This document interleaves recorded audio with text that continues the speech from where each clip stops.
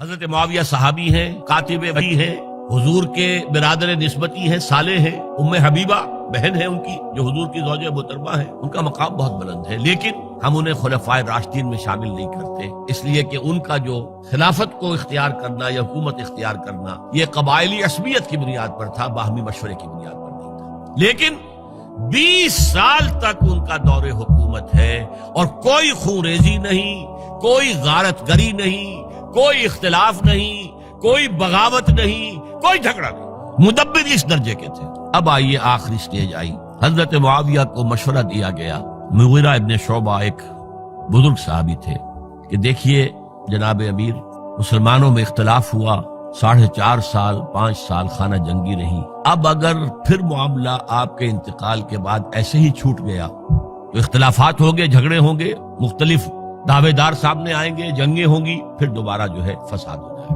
آپ کسی کو نامزد کر دیجیے۔ اور پھر مشورہ دیا اپنے بیٹے یزید کو نامزد کر دیجیے۔ حضرت معاویہ ریلیکٹنٹ رہے، لیکن اس کے بعد انہوں نے مان لیا اور فیصلہ کر لیا۔ یہاں میں چاہتا ہوں کہ بات سمجھ لیں اچھی طرح، اس معاملے میں اگر آپ حضرت معاویہ کی نیت پر شک کریں گے تو مجھے آپ کے ایمان پر شک ہو جائے گا۔ نیت پر نہیں، غلطی ہو سکتی ہے، صحابی ہیں، نیت غلط نہیں تھی، نیت کیا تھی؟ اور میں سمجھتا ہوں 100% درست تھی کہ اب اتنا پانی گزر چکا ہے پل کے نیچے سے وقت کے دریا میں کہ بارے صحابہ سب رخصت ہو چکے، اب اکثریت 9 مسلموں کی ہے، عصبیتیں بھی ہیں، قبائلی عصبیتیں ختم تو نہیں ہوئی، لہذا جب تک کوئی قبائلی عصبیت پیچھے نہیں ہوگی حکومت کے، حکومت نہیں چل سکے گی۔ یہ ابن خلدون کا لفظ ہے، عصبیت، کوئی چیز جو جوڑے آپ کو۔ تو دینی عصبیت اب کمزور پڑ گئی ہے، اس لیے کہ حضور نے جن کو تربیت دی تھی وہ اب گئے، اکثر و بیشتر گئے۔ اب اگر ایسے چھوڑ دیا گیا اور کوئی قبائلی عصبیت پشت پر نہ آئی تو پھر خانہ جنگی ہوگی، 5 سال تک ہوئی۔ اس بنا پر انہوں نے اسے صحیح سمجھا۔ آپ اختلاف کر سکتے ہیں، صحابہ کی رائے سے اختلاف ہو سکتا ہے، لیکن آپ ان کی نیت پر شک نہیں کر سکتے۔ بہرحال واقعہ کیا ہے تاریخی اعتبار سے کہ یہ 10ویں سال میں نامزد کر دیا یزید کو اپنے بعد خلیفہ کے لیے، ولی عہد۔ اس وقت تقریباً سب نے بات مان لی سوائے 5 افراد کے۔ وہ 5 افراد بہت اہم تھے، بہت اہم۔ ابو بکر اہم ترین آدمی تھے، ان کے بیٹے عبد الرحمن ابن ابو بکر۔ عمر نمبر 2 تھے، عبداللہ ابن عمر۔ زبیر عبداللہ ابن زبیر۔ عباس عبداللہ ابن عباس، اور حسین ابن علی۔ حضرت حسن کا انتقال ہو گیا تھا۔ اہل تشیع کا کہنا یہ کہ زہر دیا گیا، واللہ اعلم، میں کچھ نہیں کہہ سکتا، میں کوئی تاریخ کا محقق اس معنی میں نہیں، میں موٹی موٹی باتیں جانتا ہوں۔ بہرحال انتقال ہو گیا تھا، 5 آدمیوں نے نہیں مانا، لیکن دیکھیے یہ تھی تدبر کی بات حضرت امیر معاویہ کی۔ کوئی دباؤ نہیں ڈالا، کوئی جبر نہیں کیا، کوئی کسی کو نقصان نہیں پہنچایا کہ نہیں مان رہے تو یہ کر دیں، نہیں۔ دیکھیں گے جب وقت آئے گا۔ جب وقت آیا حضرت معاویہ کے انتقال کے بعد،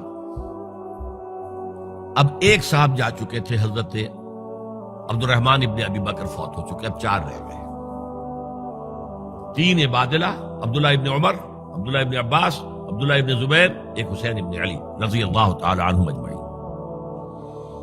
جب بیعت ہو گئی یزید کی تو اب ان کے درمیان اختلاف ہوا۔ یہ بات اچھی طرح سمجھ لیجئے، تاریخی حقائق، موٹے حقائق کو چھوڑ کر باریکیوں میں جب پڑھتے ہیں تو معاملہ غلط ہو جاتا ہے۔ موٹے حقائق کو سمجھیے، جیسے کہتے ہیں میکرو اکنامکس اور مائکرو اکنامکس۔ میکرو ہسٹری جو ہے، 2 ایک طرف ہو گئے، 2 ایک طرف ہو گئے۔ عبداللہ ابن عباس کی رائے ہوئی کہ اگرچہ یہ غلط کام ہوا ہے، یہ قیصر و کسریٰ کی سنت پر عمل ہو رہا ہے، لیکن یہ ایسی بڑی بات نہیں ہے کہ خون ریزی شروع کر دی جائے اور امن و امان ختم ہو جائے۔ یہی بات عبداللہ ابن عمر کی ہو گئی. یہ دو تو یکجا ہو گئے. مصلحت کہہ لیں جو بھی سمجھے، لیکن نیت پر حملہ نہیں کر سکیں گے آپ. دیانتاً انہوں نے یہ سمجھا کہ اب جب کہ ہو گیا معاملہ تو ٹھیک ہے. حرام مطلق تو کہیں نہیں لکھا ہوا قرآن کے اندر کہ بیٹا نہیں ہو سکتا، کہیں نہیں لکھا ہوا. بہرحال ان دو کی رائے یہ ہوئی کہ اگرچہ کام غلط ہے لیکن اتنا غلط نہیں ہے کہ اس کو چیلنج کیا جائے اور اس سے جو ہے خانہ جنگی شروع ہو جائے اور فساد شروع ہو جائے. دو کی رائے یہ ہوئی کہ نہیں، we have to challenge it come what میں. عبداللہ ابن زبیر، حسین ابن علی رضی اللہ تعالی عنہما یا عنہم، تو یہ دو علیحدہ. ان دو میں اب اختلاف ہوا. عبداللہ ابن زبیر کی رائے یہ تھی کہ یہی مقیم رہو مکے میں، حجاز میں، مکے اور مدینے میں، یہاں سے ریزسٹنس موومنٹ ہم شروع کریں گے، کیونکہ یزید کی خلافت تو دمشق میں تھی، بہت دور. حضرت حسین کو خطوط آ رہے تھے کوفے سے. کوفہ حضرت علی کا صدر مقام رہا تھا، اور جن سبائیوں نے فتنہ پیدا کیا تھا حضرت عثمان کے خلاف وہ بھی وہیں آباد تھے. انہوں نے خطوط کا تاتا باندھ دیا، آپ آئیے ہم آپ سے بیعت کریں گے اور کھڑے ہوں گے اور مقابلہ کریں گے اور اس یزید کی حکومت ختم کریں گے. ڈاک کے تھیلے بھرے ہوئے. حضرت حسین نے فیصلہ کیا کوفے جانے کا، بہت روکا. عبداللہ ابن عباس بہت ان سے بزرگ تھے عمر میں، اور ویسے بھی ایک اعتبار سے نانا تھے، ایک اعتبار سے پڑدادا تھے. حضرت عبداللہ ابن عباس حضور کے چچا زاد بھائی تھے تو نانا ہو گئے کہ نہیں؟ حضور نانا تھے کہ نہیں؟ اور حضور کے چچا تھے حضرت عباس، ان کے بیٹے ہیں. تو اس اعتبار سے حضرت علی رضی اللہ تعالیٰ عنہ کے کیا ہو گئے؟ چچا. بہرحال میں کچھ گڑبڑ کر رہا ہوں اس وقت. وہ دوڑتے جا رہے تھے کہ حسین خدا کے لیے مت جاؤ، خدا کے لیے مت جاؤ، یہ کوفی تمہارا ساتھ نہیں دیں گے.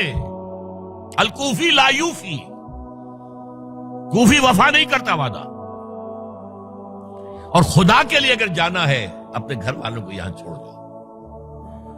بس حضرت حسین پر رضی اللہ تعالی عنہ جو ایک کیفیت تھی، انہوں نے سب باتوں کو نظر انداز کیا. وہاں ہزاروں لوگوں نے مسلم بن عقیل جو حضرت حسین کے نمائندے کی حیثیت سے پہلے گئے تھے، ان کے ہاتھوں پر بیعت کیا. وہ خطوط آ رہے تو اور بھی بات پختہ ہو گئی. ابھی راستے ہی میں تھے کہ پتہ چلا کہ ابن زیاد گورنر بن کر آیا ہے، اور اس نے جو وہاں پر تشدد کیا ہے اور ڈنڈا برسایا ہے، سب بیعت توڑ کے گھروں میں چھپ گئے. اور مسلم بن عقیل جو ہیں وہ بے یار و مددگار شہید بھی کر دیے گئے. حضرت حسین نے ارادہ کیا کہ واپس ہو جائے مدینے کی طرف. اب مسلم بن عقیل کے بیٹے جو ہیں، وہ عرب کی ایک غیرت ہے، ایک آنر جسے آج کل کہتے ہیں، ہم اپنے باپ کا بدلہ لیے بغیر نہیں جائیں گے.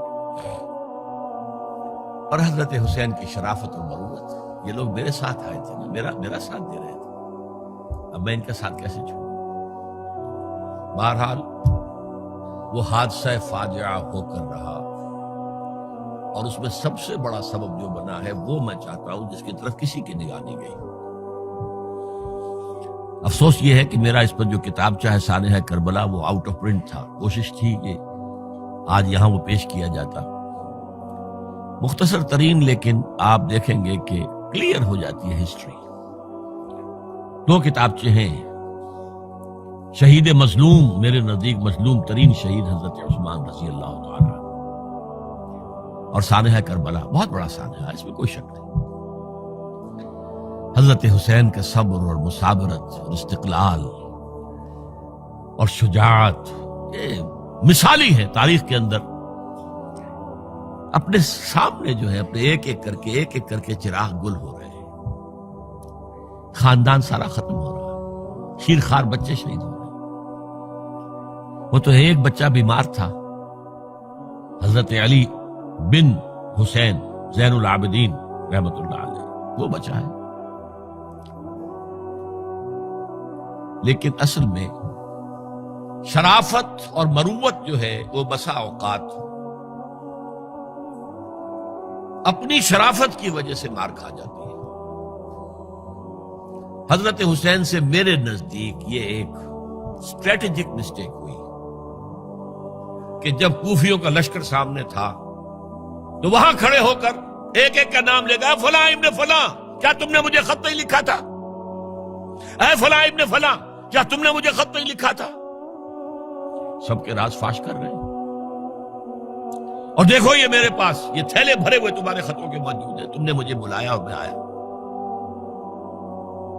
یہ بات تھی جس کی بنا پر اب ان کے لیے کوئی چارہ نہیں تھا کہ انہیں شہید کر دیں، ورنہ تو یہ ہمارا بھانڈا پھوڑ دیں گے جا کر یزید کے پاس، تو ہماری کھالیں کھنچ جائیں گی۔ یہی وجہ ہے کہ حضرت حسین نے 3 آفرز کی، مجھے واپس مدینے جانے دو، نہیں، مجھے یزید کے پاس جانے دو، نہیں، مجھے کہیں اسلامی سرحد پر بھیج دو، میں وہاں پر کافروں سے جنگ کرتے ہوئے زندگی ختم کر لوں گا، نہیں، ہیئر اینڈ ناؤ بیٹھ کرو۔ یہ حضرت حسین کی شرافت، غیرت، حمیت، مروت اس کے خلاف تھا، لہذا انہیں شہید کیا گیا،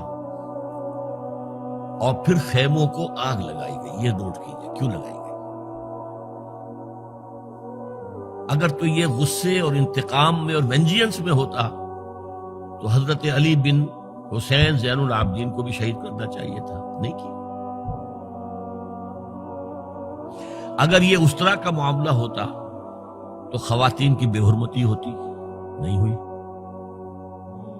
یہ خیمے کیوں جلائے؟ تاکہ وہ جو ایویڈنس ہے وہ ختم ہو جائے، ہمارے خلاف یہ جو ڈاکومنٹری پروف لیے پھر رہے ہیں، خیمے جلیں گے اور یہ تھیلے بھی جل جائیں گے اور یہ خود بھی جل جائیں گے اور ہم بچ جائیں گے۔ یہ ہے میرا تجزیہ۔ بہرحال اس میں کوئی شک نہیں کہ تاریخ انسانی کے عظیم حوادث میں سے وہ ہے، اور میرے نزدیک حضرت حسین رضی اللہ تعالیٰ عنہ کا اختلاف کر سکتا ہے، جو چاہے کرے، حضرت حسین سے اختلاف کرے اور اتفاق کرے حضرت عبداللہ ابن عمر، عبداللہ ابن عباس کے ساتھ، تب بھی ٹھیک ہے، اور اگر حضرت عبداللہ ابن عباس اور عبداللہ ابن عمر سے اتفاق کرے اور حضرت حسین ان سے اختلاف کرے، تب بھی شک ہے۔ معصوم کوئی نہیں، ہمارے نزدیک معصومیت خاصہ نبوت ہے، نبوت ختم ہوئی حضور پر، معصومیت ختم ہوئی۔ غلطی ہر ایک سے ہو سکتی ہے اور آپ رائے رکھ سکتے ہیں، لیکن کسی صحابی کی نیت پر حملہ نہیں کریں گے۔